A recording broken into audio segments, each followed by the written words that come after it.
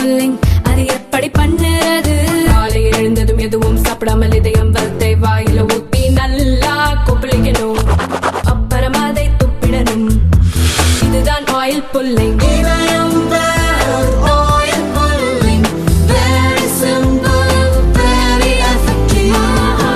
மகாராஷ்டிரா அரசு பணியாளர் தேர்வாணையம் குரூப் பி வேலைக்கான முதல்கட்ட தேர்வை இன்று நடத்துவதாக அறிவித்திருந்தது.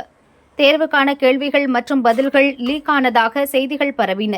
அது குறித்த ஒரு ஆடியோ பதிவு வைரலாகி தேர்வெழுத இருந்தவர்களை குழப்பமடைய செய்தது. கேள்வித்தாள் லீக் ஆகவில்லை என மகாராஷ்டிரா அரசு பணியாளர் தேர்வாணைய செயலாளர் ஸ்வர்ணா காரத் உறுதிபட தெரிவித்து தேர்வு கண்டிப்பாக நடக்கும் என அறிவித்தார். அவர் அளித்த புகாரின் பேரில் புனே நகர குற்றப்பிரிவு போலீசார் ரகசிய விசாரணை நடத்தி 3 இளைஞர்களை கைது செய்தனர்.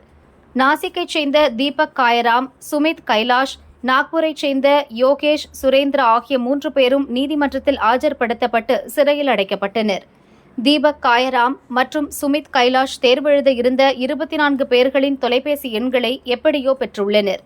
அவர்களில் 2 பேருக்கு போன் செய்து குரூப் பி தேர்வுக்கான கேள்வித்தாள் மற்றும் பதில்கள் எங்களிடம் உள்ளன, 40 லட்சம் ரூபாய் தந்தால் கேள்வித்தாளை தருவதாக கூறியுள்ளனர். பிடிபட்டவர்களிடம் இருப்பது உண்மையான வினாத்தாள் தானா, அதை யாருக்காவது விற்றார்களா என போலீசார் தீவிரமாக விசாரித்து வருகின்றனர்.